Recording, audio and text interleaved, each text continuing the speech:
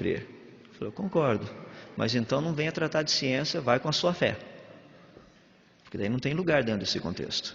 Se nós queremos estudar o dilúvio, precisamos ver como, o que teria acontecido. Deixe-me apenas dar 2 princípios que são muito importantes. Algumas pessoas falam assim, não, mas isso daí foram atos sobrenaturais de Deus. É verdade. Deus muitas vezes usa o natural para produzir efeitos sobrenaturais. E muitas vezes ele usa o sobrenatural para produzir efeitos naturais.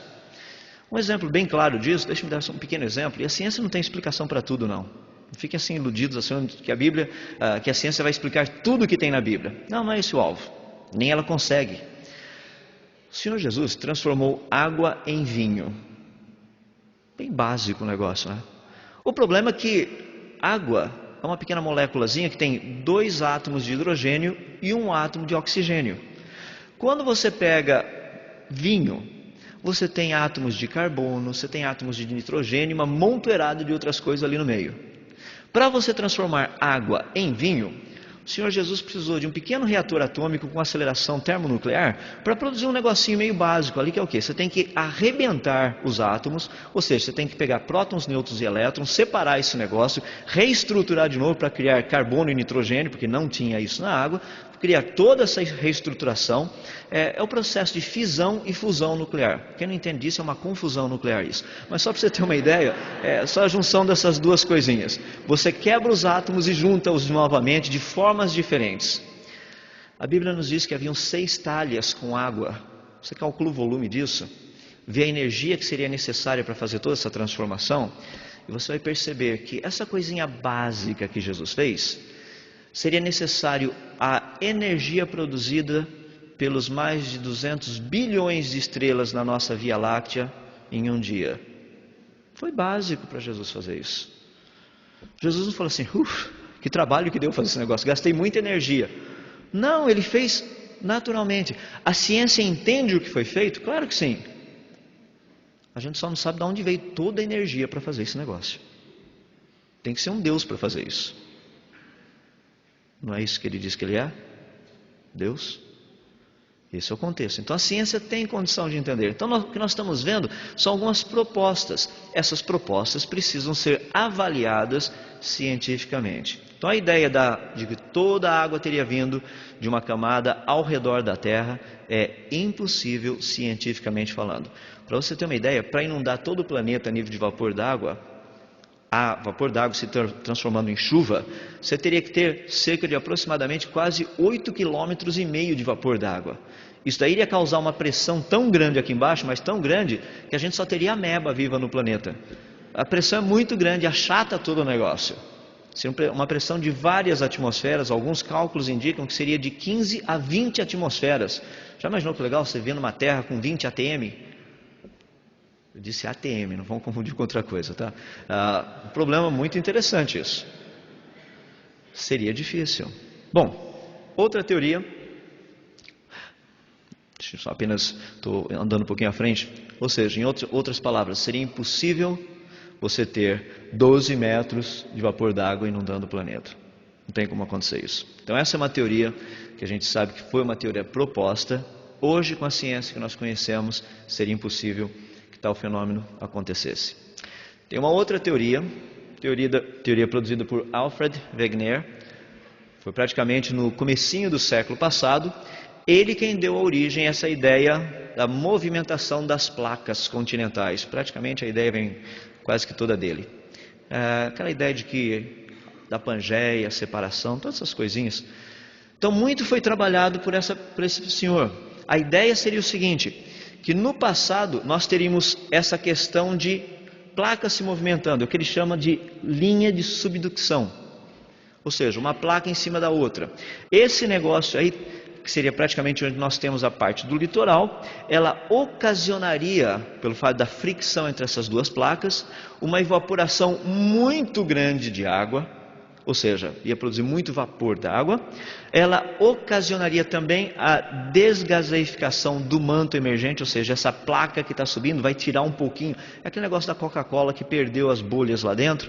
Essa é a ideia, iria eliminar muito dos gases. Ali iria produzir uma grande quantidade, uma abundância de água subterrânea. Essa é a ideia mais ou menos por trás dessa teoria. Os resultados seriam o quê? Uma grande quantidade de chuva torrencial, a gente não tem dúvida disso. Mas ainda, a gente tem um pequeno probleminha. Não tem água suficiente para inundar o planeta, porque ele só está usando a água que já existe. Uma outra indireta disso daí são os geysers. Produção dos geysers, aqueles negócios que tem, jorra água para cima e tudo mais. Okay? Agora, vamos dar uma olhadinha primeiro nisso. Algumas dificuldades com essa teoria. Olhar o argumento científico. Primeiro deles, subducção ainda não foi comprovada cientificamente. Tem muita teoria. Segundo, as forças envolvidas para que tal coisa acontecesse ainda são totalmente desconhecidas. A nível do pessoal que gosta de mexer nessa área, todo mundo aqui lembra daquela querida equação de energia cinética, não lembra? Quem não gosta de física assim no colegial, lembra daquela equaçãozinha E igual 1/2 de mv ao quadrado. Não é uma benção essa equação? Eu sei que é uma das equações prediletas do pessoal. Agora, faça um cálculo bem simples de movimentação dessas grandes placas. Pega, por exemplo, a América do Sul. Faça um cálculo de área da América do Sul. Daí você multiplica por aproximadamente 11 quilômetros. Daí você teria o volume. Está em volume em quilômetros cúbicos. Daí, como quase todo esse negócio é feito de granito, calcula e multiplica a densidade do granito por esse volume, você vai ter a massa. Daí você usa aquela equaçãozinha. E igual 1/2 dessa massa, vezes a velocidade de deslocamento dessa placa ao quadrado, e daí a gente vai sentar para conversar sobre a energia necessária para movimentar esse negócio. A gente vai ver que o povo realmente viaja na maionese. Quando o pessoal fala, não, porque tem uma placa escorregando desse jeito, uma outra escorregando daquele jeito, tá bom, esse foi um grande escorregão da ciência. Não tem como você colocar esse negócio e mostrar como ele funciona fisicamente. Esses são alguns problemas. O problema maior que nós temos com essa teoria é que quando você tem placas se movimentando desse jeito, o que nós vemos ali, a força de tensão de uma rocha, a força de tensão nela, é muito menor do que a sua força de compressão, ou seja, a rocha seria esfarelada com toda essa energia. A rocha não ficaria escorregando bonitinha. Bom, deixando os detalhes técnicos, o maior problema que a gente tem com essa teoria é que ela não explica de onde veio toda a água. Esse é um problema básico, ou seja, você tem que saber de onde veio toda a água. É isso uma teoria que a gente quer. Essa teoria explica, complica, duplica e tudo mais, mas não fala de onde veio toda a água. Então nós temos duas teorias que são muito conhecidas. O pessoal fala muito da teoria das placas tectônicas, que é essa ideia que está aí, a teoria da chamada camada de vapor ao redor do planeta Terra. Gostaria de tratar de uma teoria, que é a teoria que foi proposta há alguns anos atrás, como eu já mencionei, que até o presente momento é a mais consistente com a evidência que nós conhecemos.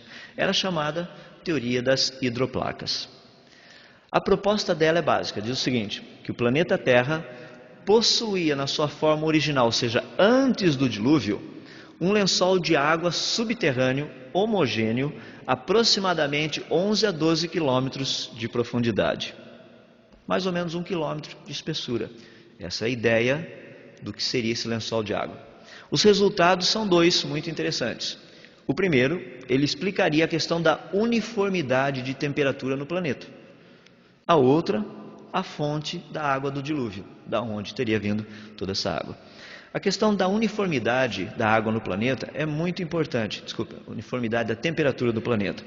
Lembra que quando Deus criou Adão e Eva, Deus os criou assim, no estado original, ou seja, você não nasce com roupa. Agora imagina a diferença de temperaturas, o que não aconteceria. Adão e Eva lá batendo o queixinho e falando, Senhor, o Éden é uma delícia, mas está frio o negócio por aqui, entende? Folha de bananeira, vocês já perceberam que não resolve muito para aquecer. Então tem um contexto todo que a gente percebe que havia uma distribuição uniforme. O próprio registro fóssil nos mostra isso. Hoje, os estudos na área de paleontologia, uma das áreas fascinantes que o pessoal está querendo desenvolver tecnologia para estudar com mais precisão é justamente no Polo Sul. Existem florestas inteirinhas lá no Polo Sul. Você fala, nunca vi uma foto de uma floresta. É óbvio que está embaixo do gelo, né? Tem muita neve lá. Lá embaixo tem todo esse contexto. Isso que é importante. Vamos tratar um pouquinho a respeito disso. Por quê? Essa teoria propõe duas coisas que são interessantes. Uma é as dificuldades com a teoria relacionada com o argumento científico. A pergunta é, como é que essa água foi parar lá embaixo? Isso é um problema sério. Provar que essa procedência desse imenso reservatório, dessas águas subterrâneas, foi algo que fez parte da criação. Então esse é um problema. Nós vamos olhar e observar algumas coisas para ver a questão da consistência. Porque essa é a única teoria que nós temos que tem condição de satisfatoriamente mostrar de onde veio toda a água do dilúvio. Vamos tratar da questão da Pangeia. Tem dois problemas sérios aí. Eu vou observar